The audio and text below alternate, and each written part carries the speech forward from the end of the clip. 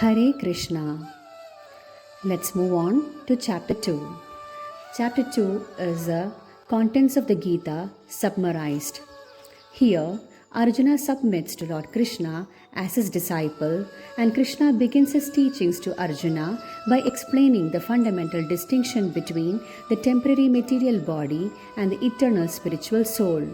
The Lord explains the process of transmigration, the nature of selfless service to the Supreme, and the characteristics of a self-realized person. Text 1. Sanjaya uvacha tam tatha kripaya vishtam ashrupurnakulekshanam vishidandamidam vakyam uvacha madhusudhana. Meaning, material compassion, lamentation, and tears are all signs of ignorance of the real self. Compassion for eternal soul is self-realization.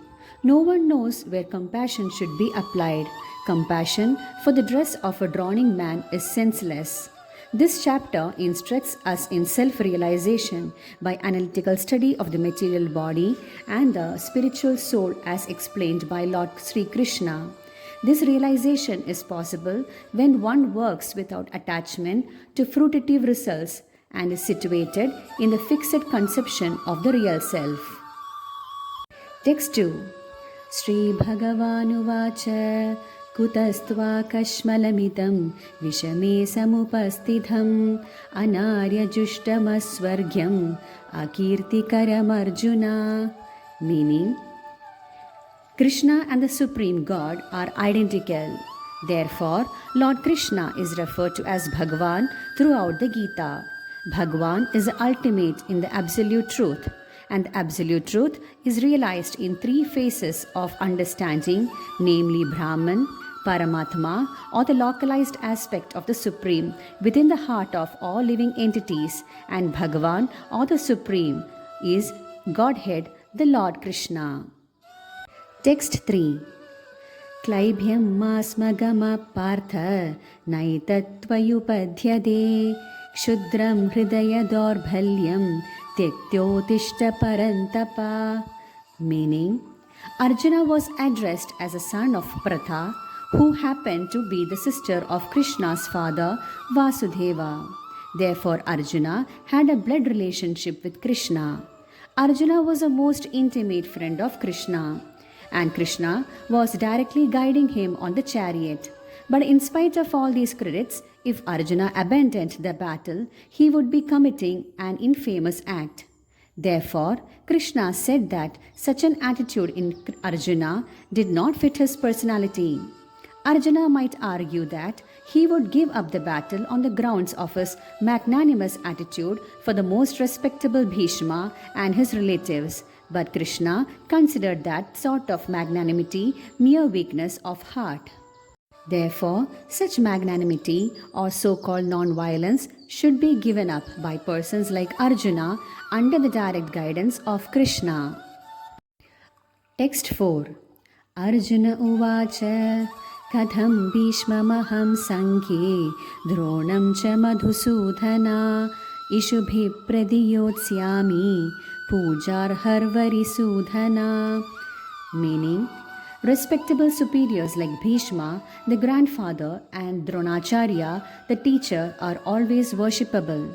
Even if they attack, they should not be counter-attacked.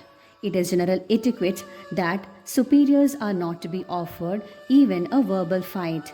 Even if they are sometimes harsh in behavior, they should not be harshly treated. Then how is it possible for Arjuna to counter-attack them? Would Krishna ever attack his own grandfather or his teacher? These were some of the arguments offered by Arjuna to Krishna. Text 5.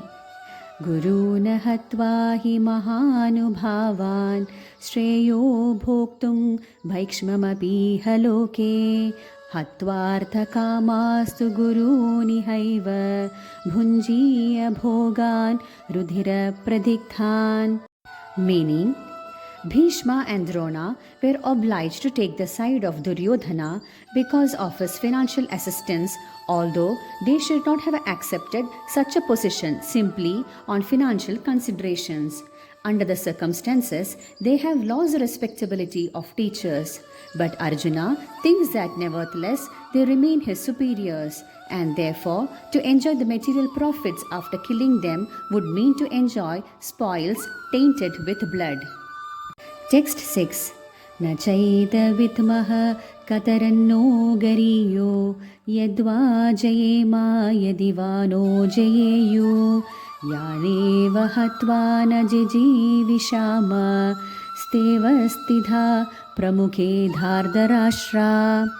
Meaning, Arjuna did not know whether he should fight and risk unnecessary violence, although fighting is a duty of Kshatriyas, or whether he should remain and live by begging.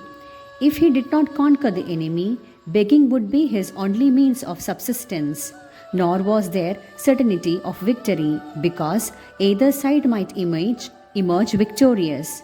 Even if victory awaited them, still, if the sons of Dhritarashtra died in the battle, it would be very difficult to live in their absence.